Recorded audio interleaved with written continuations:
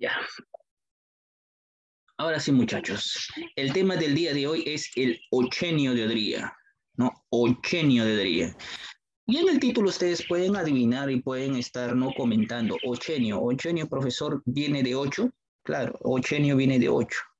Otras palabras, este gobernante, este señor que vas a ver en pantalla, Manuel Odría, gobernó 8 años, ¿no? Se quedó gobernando en el Perú por 8 años. Como ves ahí el título, el ochenio de Odría de 1948 a 1956. Y yo siempre te he recomendado todas las clases y te voy a seguir recomendando que cuando trabajes el tema de los presidentes, lo primero que veamos sea su título, ¿no? Su título. En el título vamos a ver años de gobierno. Y acá ves 8 años, ¿no? Por eso le llaman ochenio. Y uno se puede preguntar ahí, ¿no? Si fuera 8 años, si ha gobernado 1 año, 2 años, 3 años, la cantidad de años, ¿no? Algo ha pasado.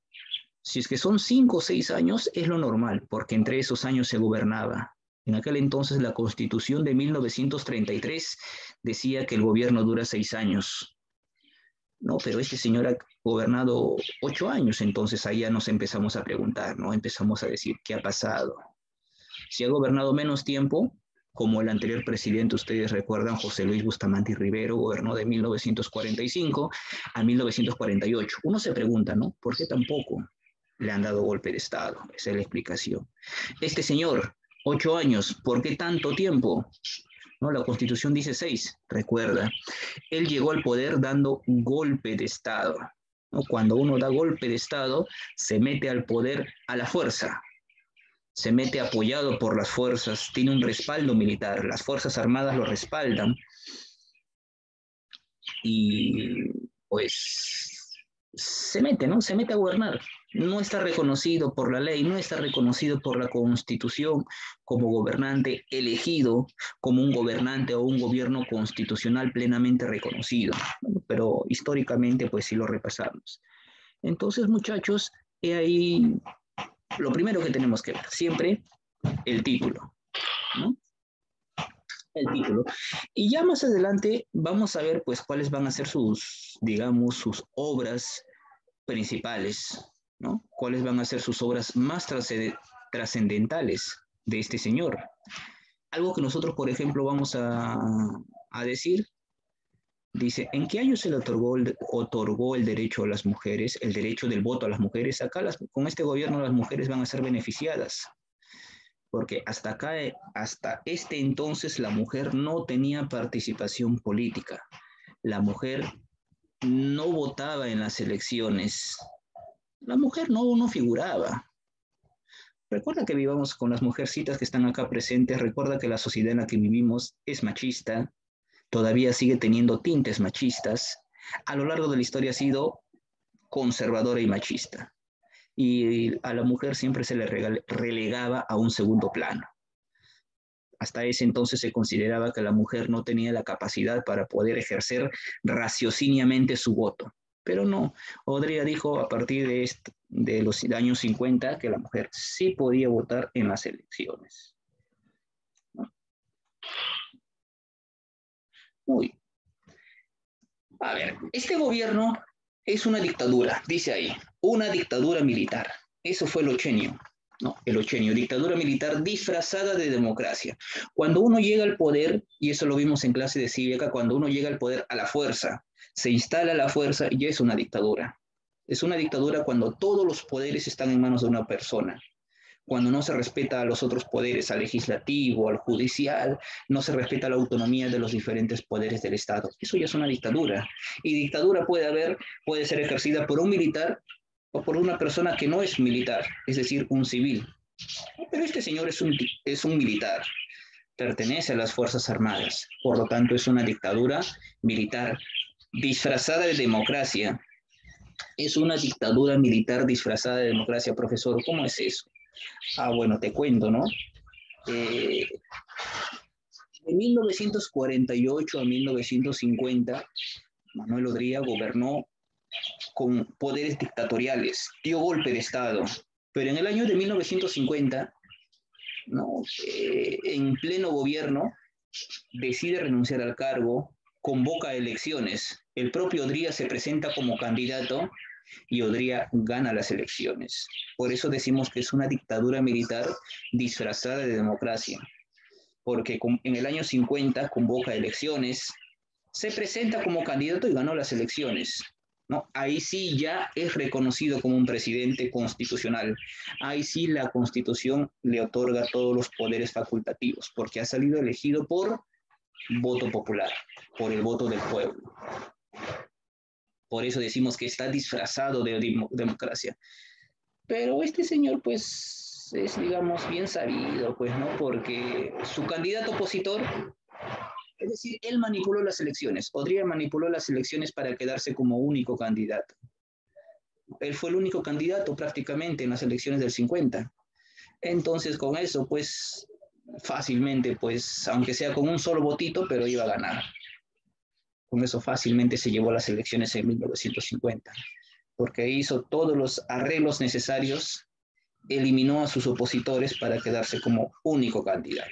Bueno, pero entonces este es el concepto de lo ochenio, dictadura militar disfrazada de democracia. En este periodo, muchachos, económicamente el Perú recobró, se recuperó económicamente. Recordemos en el gobierno de José Luis Bustamante y Rivero, el último gobierno que hemos visto, ahí económicamente el Perú, en ese gobierno las exportaciones del Perú descendieron. Económicamente no le fue tan bien al Perú, ya que la Segunda Guerra Mundial había terminado y nuestras materias primas ya no eran tan requeridas, porque los países de Europa, los países que nos compraban, decidieron concentrar sus esfuerzos en reconstruir sus ciudades, reconstruir su pueblo y todo ello, ¿no? Por esa razón nuestras exportaciones descendieron. Pero en este gobierno no, en este gobierno nuestras exportaciones cobraron importancia, nuestras exportaciones subieron. Económicamente al Perú, digamos que le va a ir bien. Y pues todos los beneficios que obtuvo el Perú le fue otorgado a, digamos, la clase social más poderosa del país. ¿Cuál fue esa? La oligarquía. Profesor, ¿qué es la oligarquía? No entiendo, yo no sé qué es esa palabra. Oligarquía. Bueno, oligarquía quiere decir gobierno de pocas personas.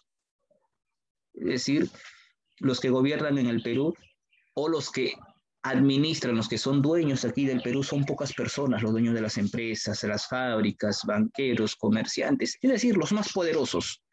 Los más poderosos, entre ellos eh, se reparten toda la economía del país. Y bien, entonces Odría benefició a esta clase social, la clase social más alta del país, a los que eran dueños de grandes haciendas, los que tenían grandes negocios, ¿no? Los más poderosos. Entonces, ellos fueron favorecidos por Odría. Muy bien. Odría, su gobierno. Ahora sí entramos en el gobierno propio de Odría, ¿no? El gobierno de Odría, muchachos, recuerda que Odría llegó al poder dando un golpe de Estado, ¿no? En 1948, al entonces presidente José Luis Bustamante y Rivero. ¿Por qué hizo eso? Recuerden, el gobierno de Bustamante y Rivero era acusado de ser muy débil, era acusado de ser falto de carácter. ¿Usted recuerda cuál era el partido político que molestaba en aquel entonces, que estaba de moda? El partido político que puso de cabeza al gobierno de Bustamante y Rivero, que salía a hacer protestas, manifestaciones a las calles, que molestaba y Bustamante no hizo nada para repelerlos, no los castigó, no los hostigó, sino que les dejaba libertad para seguir haciendo todo lo que hacían. Incluso en el gobierno de Bustamante intentaron hacer un golpe de Estado desde la Marina de Guerra. ¿Recuerdan cuál era ese partido político que tenía gran pegada en aquel entonces? Les hago esa pregunta, muchachos. ¿Alguno recuerda?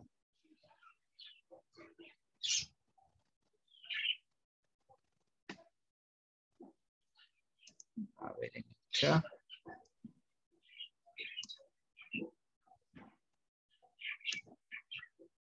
Nada.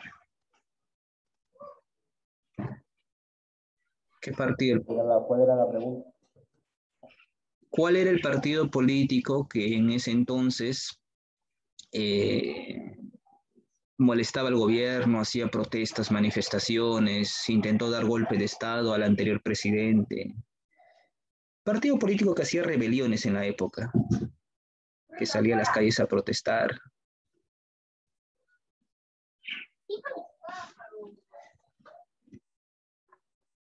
A ver. Claro, muy bien, Ciara, excelente. Ese partido político era el APRA. ¿Recuerda usted que en el anterior gobierno, en el gobierno de Bustamante y Rivero, que gobernó del 45 al 48, el APRA ya fue declarado dentro de ley, fue declarado dentro de la ley, es decir, podía participar en la política. El APRA, había muchos apristas en el Congreso, pero ya cuando Bustamante y Rivero llegó al poder, Bustamante se separó del APRA y en represalia el APRA salió a las calles, hacía manifestaciones, hacía de todo, ¿no? Molestaba, hostigaba, no lo dejaba gobernar a Bustamante, en otras palabras. Intentaron dar un golpe de Estado a Bustamante y por eso es que a Bustamante le dijeron que era débil, era un gobierno débil. No hacía nada con el APRA y por eso que este señor Rodríguez llegó al poder. Recuerda, por favor, el APRA, en todo este periodo, en todos los gobiernos que estamos viendo, desde el tercer militarismo en adelante, el APRA siempre ha estado presente en la historia del Perú. Siempre ha estado presente, bueno, hasta el día de hoy, ¿no? En ese entonces el APRA era otro partido, pues con Víctor Raúl Haya de la Torre a la cabeza. Partido opositor, por eso se le llama el Partido del Pueblo. En aquellos entonces tenía gran representación popular. Y cuando el APRA salía a hacer manifestaciones, el pueblo se levantaba junto con el APRA. Partido de gran pegada, digamos. Muy bien, entonces, por esa razón Odría llegó al poder, ¿no? Ante esa debilidad del anterior presidente. Bueno, y Odría llegó al poder, su lema de gobierno, hechos y no palabras, ¿no? Salud, educación y trabajo. Ejerció fuerte represión contra los opositores al régimen, es decir, a los opositores los reprimió, los oprimió, los encarceló, los expulsó del país. ¿A quién me estoy refiriendo? Al APRA. Al APRA, muchachos. Ya te comenté hace ratito que el APRA hizo de todo en el anterior gobierno y el APRA no era castigado. Pero acá no, este presidente es un militar, pone mano dura. ¿Contra quién principalmente? Los opositores. ¿Quién era la oposición? El APRA.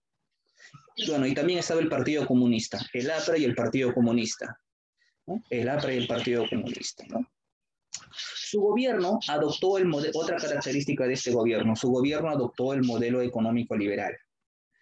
No, muchacho, ya te dije hace un momento que este gobierno favoreció a las clases altas, económicas más poderosas. La economía volvió a tomar importancia. Nuestras exportaciones subieron. Económicamente al Perú le va mejor. Entonces era tarea o es imperante, es necesario que la economía en nuestro país se organice.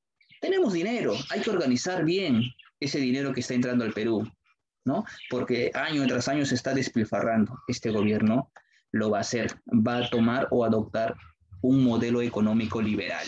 Profesor, ¿qué es eso? Yo no entiendo de economía, modelo económico liberal. Es decir, que ya el Estado se va a dejar de meter en la economía, poco a poco, ¿no? Antes los gobiernos controlaban todo el mercado, antes los gobiernos controlaban el comercio, antes los gobiernos ponían el precio de los productos, decidían cuánto se vende un producto, cuánto no, ¿no? Controlaban todo. Ahora no, cuando hablamos del término liberal, como acá en la economía liberal, ya los gobernantes ya no se meten tanto, dejan que los mercados se muevan solo, bajo las leyes de la oferta y la demanda. Vemos el día de hoy, por ejemplo, que en las calles el precio de los productos están subiendo. La leche, el aceite, huevo, arroz, productos de primera necesidad, están subiendo. Y no es porque sea, pues, mandato del presidente eso, ¿no? Los precios suben según las leyes de la oferta y la demanda, según la situación. El día de hoy estamos en medio de una crisis que nos ha dejado la pandemia del COVID, ¿no? Y en base a esa crisis, en base a toda la realidad, es que los precios pueden bajar y subir por sí solos, ¿no? Bueno, entonces a eso se refiere una economía liberal, ¿no? Ya menos intervención del Estado, y hay menos intervención del Estado en palabras sencillas. Dice también otra característica, fue el presidente peruano que realizó obras monumentales, ¿no? Grandes obras, grandes edificios, estadios, grandes ministerios, avenidas, grandes obras. Claro, pues recuerda que hay dinero, nuestras exportaciones subieron. Hay dinero, entonces todo esto se puede hacer. Muy bien, siguiente diapositiva. Fases del gobierno. Este gobierno tuvo dos fases, muchachos. La primera de ellas, como ves ahí, la primera fase corresponde a la Junta Militar de Gobierno, que fue de 1948 a 1950. Eso es cuando Odría llegó al poder. Odría dio golpe de Estado. Y los 2 primeros años de gobierno, él fue un dictador. Gobernó bajo una junta militar de gobierno. ¿Qué es eso, profesor? Entre sus militares más allegados dirigieron al Perú, ¿no? Claro está que el que preside esa junta militar es Odría. Él es el que gobierna, él es el presidente, pero está asesorado por otros militares más como él. No está asesorado por un conjunto de personas que rodean a Odría. A eso se le conoce como la junta militar, ¿no? Esas otras personas que rodean, que ayudan, asesoran a Odría, son militares, a ellos se le llama la junta militar. Pero en el año de 1950, recuerda que te dije que Odría renunció a la junta militar y se presentó como candidato. Manipuló las elecciones, es cierto. Quedó como candidato único también. Y obviamente que salió elegido, ¿no? Y ahí ya pues ya es reconocido como presidente de la República. Por eso hablamos de su gobierno, que duró o tuvo dos fases. La primera fase duró dos años, ¿no? La época de la junta militar. La segunda fase, ya cuando fue presidente, ¿no? Ya de 1950 a 1956, 6 años como dictaba la Constitución. Esas son las fases de su gobierno, ¿no? Bueno, cronología, dice ahí, dura 8 años, por eso lo llamamos sexenio, del 48 al 56. Eso ya lo hemos visto. También había repasado esto sus antecedentes, ¿no? Cuando Odría llegó al poder dando un golpe de Estado, ¿no? Odría organizó su rebelión, su revolución, organizó el golpe de Estado desde la ciudad de Arequipa. Y a eso Odría lo bautizó con el nombre de Revolución Restauradora. Según Odría, quería reordenar el país, quería restaurar el país, devolver el orden al país. Por eso es que Odría mismo llama a su golpe de Estado como Revolución Restauradora. Ese es el golpe de Estado que organizó Odría desde la ciudad de Arequipa.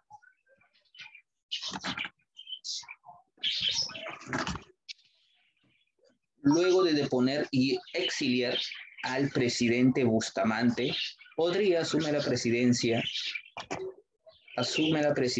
de la Junta Militar que gobernará hasta 1950. Vamos a ver el día de hoy la primera fase de su gobierno, ¿no? Vamos a ver solamente la primera fase. Este gobierno lo vamos a hacer en dos fases. El día de hoy solamente trabajamos la primera fase, la primera etapa. Pero ya te he contado en aspectos generales casi todo el gobierno, ¿no? De manera general o resumida. Ahora vamos a ver uno por uno. O vamos a ver cada uno de los aspectos de este gobierno. Y vamos a empezar, y hemos hablado acerca del gobierno, vamos a empezar el periodo de la Junta de Gobierno. Esto es ya cuando la Junta de Gobierno está establecida, ¿no? Esta es la época de la dictadura. Esto es cuando Odría gobierna sin que haya un parlamento, sin que haya un congreso, ¿no? Sin que haya un congreso. Odría y su junta militar es la única autoridad. Él es el único que da las leyes, a las leyes que da el presidente se le conoce como decreto ley. Y pues como él es un dictador, esta etapa se caracteriza por no respetó los derechos de los ciudadanos, violentó las garantías individuales, ¿no?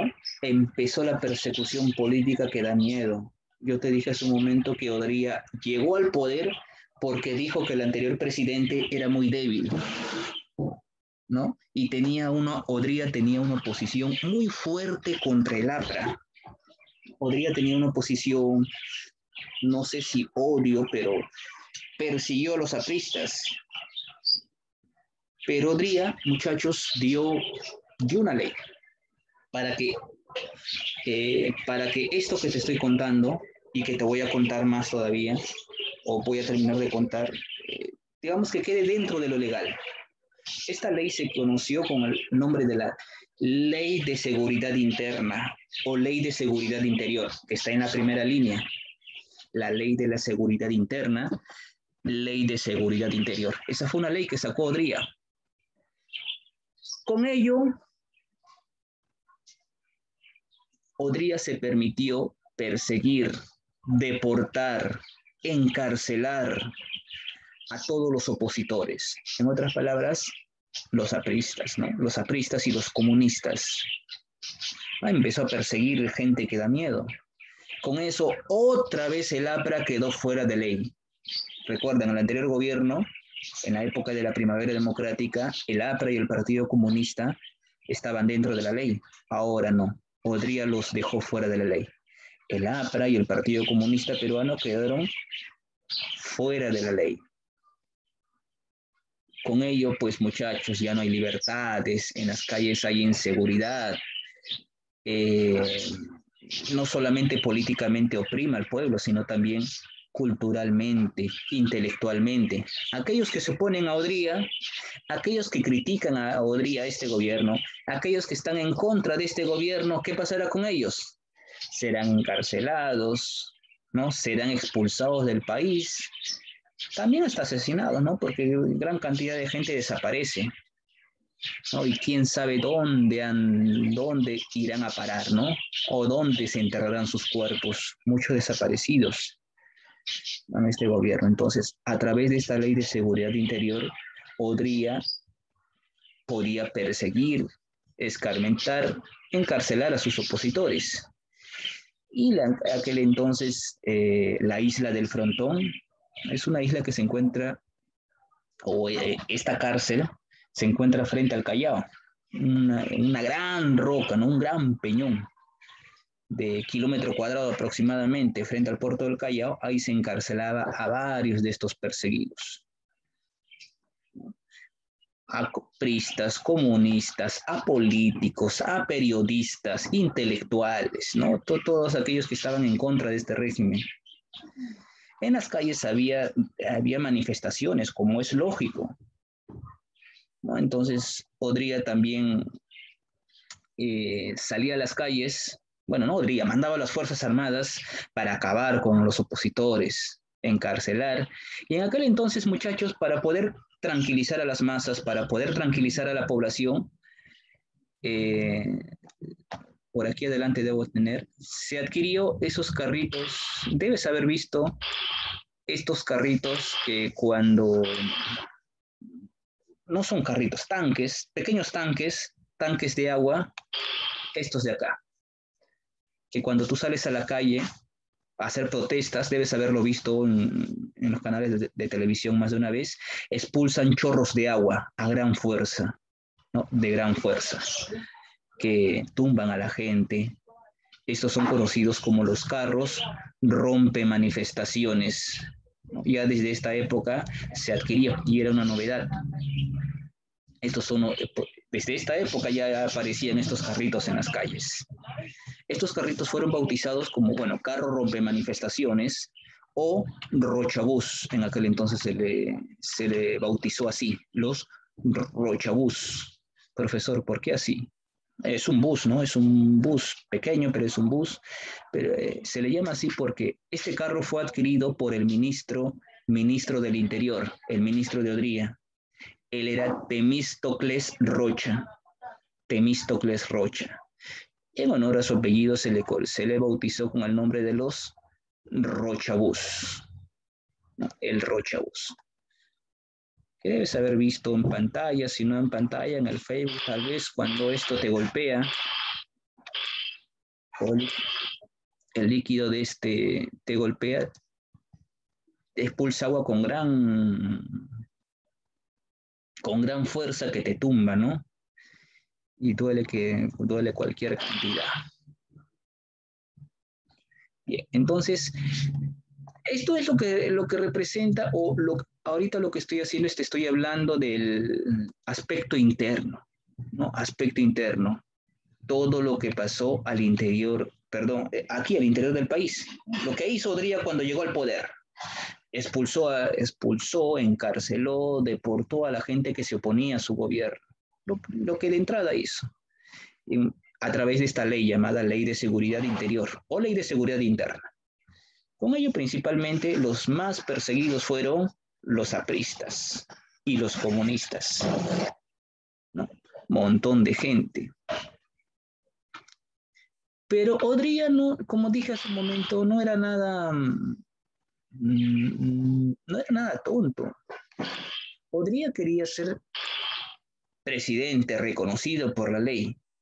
Y ya te hablé hace un momento de la época de la Junta Militar, 1948 a 1950. Ahí gobernó a través de la Junta Militar de Gobierno. Pero en el año de 1950 decide lanzarse como candidato, ¿no? En 1950. Para ser candidato, la ley dice que no puedes ejercer ningún cargo político, ningún cargo público. No puedes ser presidente, no puedes ser congresista, no puedes ejercer cualquier puesto de autoridad. Pero Odría, como dictador, ya estaba ejerciendo, ¿no? Y es el mandato del país. Entonces Odría renunció a la Junta Militar. A eso se le conoce, a esa acción se le conoce como la bajada al llano. La bajada al llano. Déjame ver si lo tengo por acá. No lo tengo. Pero Odría entonces renuncia a la Junta Militar y postula a la presidencia. A esa acción de renuncia, cuando renunció a la Junta Militar, a eso se le conoce como bajada al llano. Bajada al llano. Renuncia a la Junta Militar y en su lugar deja a un amigo de él, ¿no? A otro general, a otro militar. Él se conoce, o él fue Zenón Noriega. Él se hizo cargo de la Junta Militar mientras se realizan las elecciones, ¿no? Entonces, Zenón Noriega convocaría elecciones. Y Zenón Noriega para eso, para convocar a elecciones, creó en aquel entonces ya el Jurado Nacional de Elecciones. Zenón Noriega creó el Jurado Nacional de Elecciones, cuya institución se encargaría de organizar pues todo ello, ¿no? Las elecciones. Y bueno, Odría se presentó a las elecciones en 1950, candidato para las elecciones de 1950. Y junto con Odría se presentó otro señor más, ¿no? Otro señor más para también combatir, para llegar a la presidencia. Él era Ernesto Montagne, ¿no? Ernesto Montagne. Bueno, como yo te dije desde un inicio, Odría llegó a la presidencia como candidato único. Profesor, ¿y qué pasó con este candidato opositor, con Ernesto Montagne, quien también era otro candidato para 1950? Lo mandó a encarcelar simplemente. ¿Por qué, profesor? Pasa que en ese entonces, muchachos, en 1950, allá en Arequipa también se realizó otra protesta, otra revolución. Arequipa por eso la llaman Arequipa rebelde indomable, es una ciudad, desde esta ciudad se han organizado 15 golpes de Estado.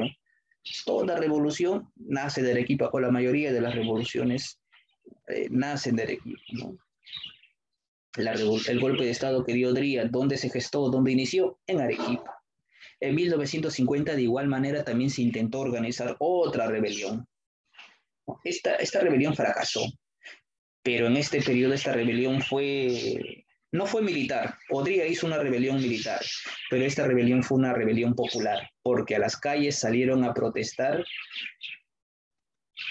principalmente los jóvenes universitarios, estudiantes escolares, muchachos, así como ustedes, 14, 15, 16 años, 17 años, salían a las calles a protestar, a enfrentarse con la policía, con la gendarmería en aquel entonces, con las Fuerzas Armadas. Salían a las calles, ponían barricadas. ¿no? Salían a las calles justamente para protestar contra el gobierno, ¿no? Para sacar al gobernante de turno. Los colegiales en aquel entonces, el del Colegio Independencia, que está por el centro de Arequipa, salían de clases a salir a las calles a protestar, ¿no? A pelearse contra las autoridades. Los universitarios que estaban en clases de la Universidad de San Agustín salían de igual manera, saliendo de las aulas de clases, a salir a hacer protestas, muchachos. Bueno, una de las figuras de esa revolución de Arequipa de los 50 fue Francisco Mostajo. Intentaron asumir el poder, pero no lo lograron. Bueno, profesor, ¿y qué tiene eso? Bueno, después de que los militares tomaron la ciudad de Arequipa una vez más, se ordenó la ciudad de Arequipa.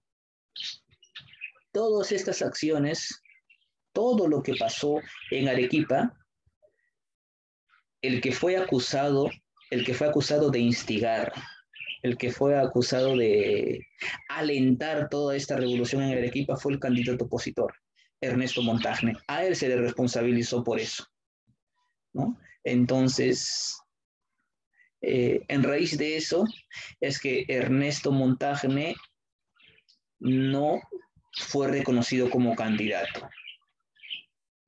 Su inscripción a la candidatura fue anulada. Ernesto Montagne sería encarcelado y luego sería desterrado. Recuerda que aquellos que están en contra del régimen son encarcelados. Bueno, Ernesto Montagne fue sacado, ¿no? de escenas, de pantallas.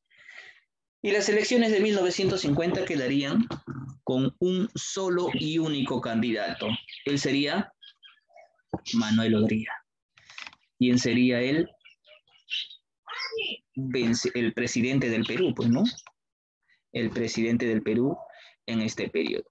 Ya como presidente reconocido y ya con la ley de seguridad interna que había promulgado hace poco, Odría hizo lo que quiso con la población. Él fue un dictador porque estaba en libertad de ingresar a los domicilios, mandar a las Fuerzas Armadas a allanar a los domicilios, arrestar gente, encarcelarlos, desterrarlos. Y sin pruebas, simplemente por denuncia. Alguien iba, te denunciaba, solamente por el hecho de denunciarte, ya estabas en la cárcel, ya, sin haber investigado, ¿no? Sin probar nada, pero ya por una simple denuncia, ¿no? En aquel entonces todo el Perú estaba en el modelo conservador. Ok, no hay problema. Urgencias, sí, urgencias. Está bien. Vaya nomás. Bien, entonces hizo lo que quiso, ¿no? Odría con los opositores, los encarceló, principalmente a los apristas. Los persiguió, los encarceló, mató, deportó. Tú entenderás, muchachos, que al perseguir, yo me refiero que persiguió a todos los opositores, ¿no? Principalmente a apristas y comunistas, a sus líderes también. Entonces, por eso tú entenderás que ni bien dijo me voy contra el APRA, el líder del APRA es quien debe caer. En este caso, Víctor Raúl Haya de la Torre, él es el líder del APRA. Entonces, contra Víctor Raúl Haya de la Torre, dictaba una orden de arresto. Pero Víctor Raúl se escondió, se refugió. Haya de la Torre no se presentó ante las autoridades, se escondió. Las fuerzas del orden no lo localizaban, estaba bien resguardado, bien escondido, nadie sabía dónde estaba. Profesor, ¿y dónde estaba? ¿Dónde? Norte, centro, sur, se buscó a Haya de la Torre por todos lados, nada. Resulta que este señor había solicitado asilo en la Embajada de Colombia, ¿no? Estaba asilado. Profesor, ¿qué significa? Se asiló en la Embajada de Colombia. Tú sabes que en todos los países hay embajadas. Por ejemplo, acá en el Perú existe la Embajada de Colombia, Embajada de Uruguay, Embajada de Venezuela, la Embajada de Estados Unidos, hasta la embajada de Irak, y también si no me equivoco, de todos los países, o con los países con los cuales el Perú tiene relaciones, ¿no? Maneja la diplomacia. Y acá existe, hoy cada embajada es un edificio o una casa. Dice ahí embajada de Colombia, embajada de Estados Unidos, embajada de Argentina, embajada de Venezuela, en fin, del país que sea. Y esa zona, ese edificio, esa casa, ese lugar es autónomo. Es decir, ahí no funcionan las leyes peruanas. Por ejemplo, la embajada de Estados Unidos, ahí, pues si quieres ingresar tú a la embajada de Estados Unidos, es como si estuvieras entrando a Estados Unidos. Ahí no puede entrar la policía. Si ahí te dicen que ahí se escondió, qué sé yo, el terrorista más grande de todos los tiempos buscado por el Perú, o una persona muy peligrosa y se está en la embajada, por más que quiera la policía, las Fuerzas Armadas, nadie puede entrar a sacarlo, ¿no? Porque si ingresas a esa embajada es como si estuvieras entrando a ese país y estuvieras atacando directamente a ese país. Y en respuesta ese país te va a declarar la guerra y nos iríamos a la guerra con ese país. ¿No? ¿Se entiende la idea? Entonces, Víctor Raúl Haya de la Torre se refugió en la Embajada de Colombia. Por consecuencia, las fuerzas del orden no pueden intervenir en la Embajada de Colombia. Es como si estuvieran ingresando a territorio colombiano a invadir Colombia. Y en respuesta, Colombia nos declararía la guerra y nos iríamos a un conflicto, ¿no? Entonces, se respeta la autonomía de las embajadas. ¿No? Ahí no puede ingresar cualquier persona, salvo con el permiso, ¿no? De las autoridades de ese país. Si el país dice está bien, le da permiso al Perú para que, bueno, no ingresen, sino que simplemente lo botan de la embajada. Y ya en la puerta ahí están las autoridades peruanas esperando, ¿no? Para encarcelar. No, muchachos, el caso es que Haya de la Torre se refugió en la embajada de Colombia y ahí se escondió. ¿Por cuánto tiempo? Se escondió por 5 años. 5 años y 3 meses. 5 años y 3 meses. Desde 1949 hasta 1954. 63 meses en realidad. Ahí estuvo escondido Haya de la Torre. Hasta que, bueno, saliera este señor del gobierno. ¿No? Pero bueno, los otros apristas, no muchos pudieron refugiarse en la embajada de Colombia. Muy bien, a ver. Lo que me importa, a ver, ya vimos lo político, interno, económico. Y con esto terminamos, con este modelo económico. La segunda parte viene en la siguiente clase. Muchachos, hemos visto ya lo político, vamos a ver ahora lo económico. A ver.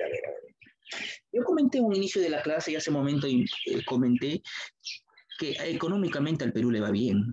Hay bonanza económica, hay bienestar económica. Nuestras exportaciones están subiendo más y más. Las exportaciones peruanas por productos como el algodón, el azúcar, la lana, metales, nos están comprando. ¿Dónde, profesor? Ahí en Asia. Estos productos están que dan la hora prácticamente. Hay bonanza económica. ¿Por qué, profesor? ¿A qué se debe? ¿Qué se motiva esta bonanza económica? Y ahí en el Perú hay como dicen, ¿no? Debido a la guerra de Corea. ¿No? Debido a la guerra de Corea. Profesor, ¿y qué? Esta es una guerra que envolvió pues a la Corea del Norte, Corea del Sur, donde estaba involucrado Estados Unidos, la Unión Soviética, simplemente apoyando. Bueno, y aquí se necesitaban materias primas que el Perú tenía, ¿no? Y el Perú, aprovechando esta guerra, vendía estas materias primas, ¿no? Debido entonces a la guerra de Corea y toda la situación, la inestabilidad política que había en esta zona. Entonces el Perú aprovechaba y vendía, y el Perú estaba en una bonanza económica. Eso yo les dije en un inicio de la clase, o iniciando la clase de manera de introducción. La bonanza económica que atravesó el Perú. Ya sabes por qué. Por la guerra de Corea. Sin embargo, muchachos, ya hay dinero, pero es necesario organizar la economía, organizarnos. Entonces, en aquel entonces, para poder organizar la economía del país, ¿dónde estás? ¿Dónde estás? Para organizar la economía del país, se contrató a un economista,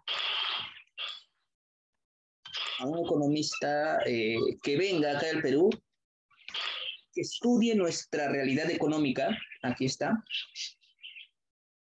y que nos recomiende, pues nos dé recomendaciones para ver, para que nos siga yendo bien económicamente, ¿no? Este economista se llamó Julius Klein, ¿no? Julius Klein. Se contrató a él, él vino, estudió la realidad económica del Perú y nos dio una serie de recomendaciones que el Perú debe poner en práctica en el campo económico para que le siga yendo bien, que su economía sea óptima, ¿no? Entonces, a eso se le conoce como la misión Klein. Misión Klein, ¿no? La misión de Julius Klein. Profesor, ¿y qué recomendaciones nos dejó?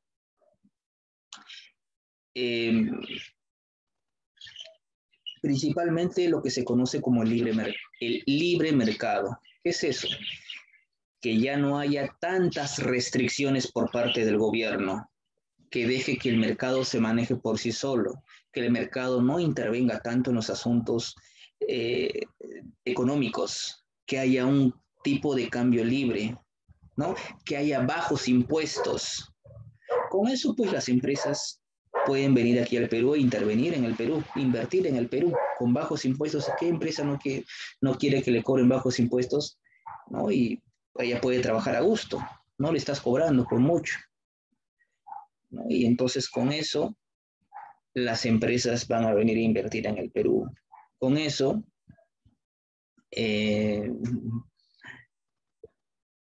puedes asegurar tu economía, ¿no?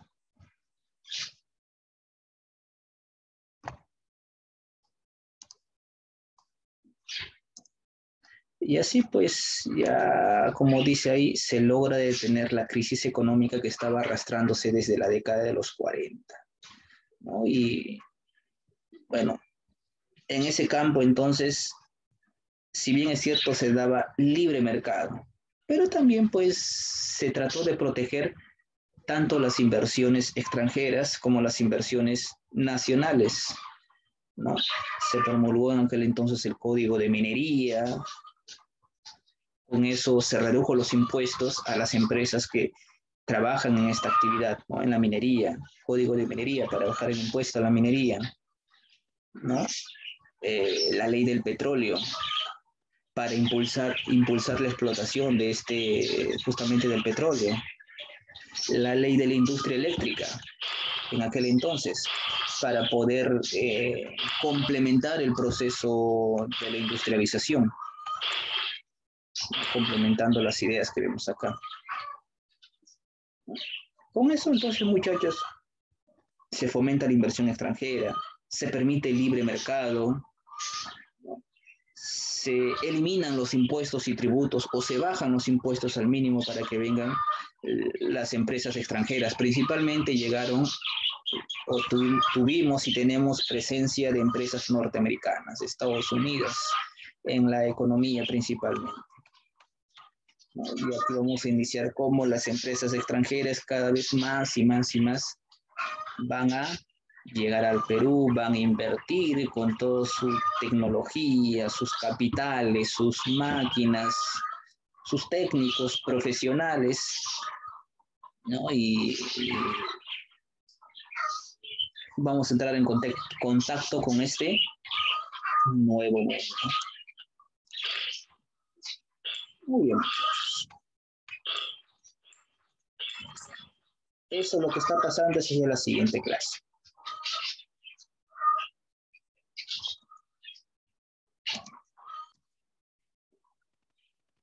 Bien, a ver, trabajando acá ya la ficha, actividad de aplicación, muchachos. Número 1. El gran auge económico que permitió al gobierno de Manuel Odría la construcción de numerosas obras públicas estuvo originada por... ¿Qué marcaríamos ahí en la número 1? La Ley de Seguridad Interior de la ¿La República. B? No sería la ¿La B? B, claro. Aumento de ingresos. Excelente, Ciara. Sí, la B. Un ratito voy a anotar, estoy anotando. Sí, claro, la B. Recuerda que nuestras exportaciones subieron y con eso construimos muchas obras públicas. 1B, B de bebé. 2. La Ley de Seguridad Interior, promulgada por Odría, tuvo como objetivo... ¿Cuál fue el objetivo de la Ley de Seguridad Interior, promulgada por Odría? Detener la invasión de tierras. Detener las invasiones de tierras. No, no es la D. Neutralizar la oposición. ¿La C? Claro, la C es neutralizar a la oposición. Recuerda que con la Ley de Seguridad Interior, Odría pudo encarcelar, detener, exportar, deportar, mejor dicho, a los opositores a su régimen, ¿no? Con eso nadie se metía con esta ley, nadie se mete con Odría. 2C. 3. El gobierno del general Odría dispuso de grandes fondos que facilitaron la realización de un vasto plan de obras públicas y de impulso a la educación. Dicha bonanza económica estuvo favorecida por... ¿Cuál sería? La guerra de Corea librada entre La E. La E. Claro, muy bien, sería la E, la guerra de Corea, librada entre el año 50 y el 53. Muy bien, muy bien.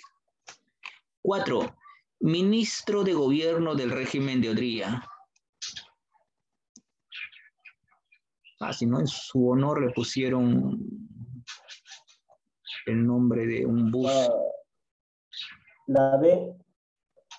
Zenón Noriega. No, él es el que asumió el mando cuando Odría... No, dije la D, no la B. La E, profesor. La E. Temístocles Rocha, claro, ¿no? De ahí pusieron el Rochabús, el nombre, claro. 3E. ¿Cuál era que me dice un ratito la? Sí, 3E. ¿Cuál es? O 4. Estamos en la 4, 4E, perdón. La 3 era la E también. 3E. 3E. 5. ¿Cuánto tiempo gobernó Odría? Fácil. 8 años. 8 años. 8 años, claro. Por eso le llama el ochenio, ¿no? Ochenio. La D, 5D. 6. La misión Klein, que asesoró a Odría del 49 al 55, propuso... ¿Qué propuso esta misión? Libre comercio. Libre comercio. La A. Ya. Libre comercio y reducción de la intervención estatal. 6A. Muy bien, excelente, muchachos. ¿No? Todos pueden participar activando su micro o por el chat. 7. Presidente que gobernó el Perú entre el año 48 y 56.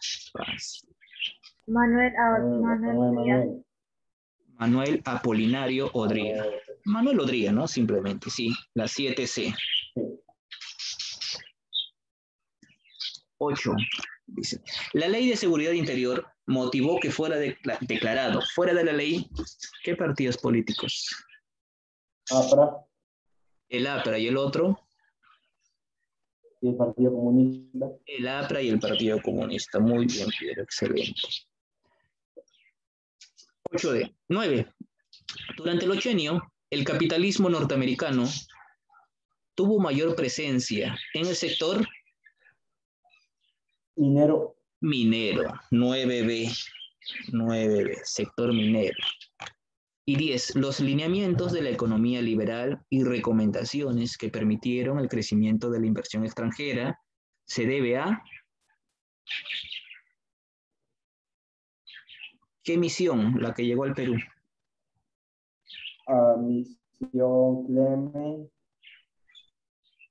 ¿Misión Clemen? No, sí. ¿De qué misión hemos hablado? Clemen. La misión Klein. La misión de Julius Klein. La misión Klein, claro. Misión Klein. 10D. 10D. 10D. Bien, muchachos, a ver, la evaluación creo que todo hemos hecho, ¿no? La 1, las recomendaciones de la misión Klein, el libre cambio, o libre mercado, perdón. 2, candidato opositor a Odría. También lo hemos visto, Ernesto Montagne. ¿Cuánto tiempo se refugió Haya de la Torre? ¿Y dónde? En la Embajada de Colombia por 63 meses, ¿no? 5 años y 3 meses. ¿Qué buscaba la ley de seguridad? Ya saben, neutralizar a la oposición. Acá le da conceptos, ¿no? A lo que ya hemos visto, ¿no? Ley de seguridad interior sirve para neutralizar a la oposición. Bajada al llano, la renuncia de Odría a la Junta de Gobierno. Misión Clay, ¿no? Misión económica para ayudar al Perú. ¿No? Salvoconducto, permiso para ingresar a un país. Junta de Gobierno, ¿no? Es una junta o agrupación de gobierno para gobernar. Colocar falso verdadero, que fue la revolución restauradora, ¿no? El golpe de Estado que hizo Odría desde la ciudad de Arequipa, y la reseña biográfica de Odría. Sencillo, muchachos. Bien, nos vamos a quedar ahí.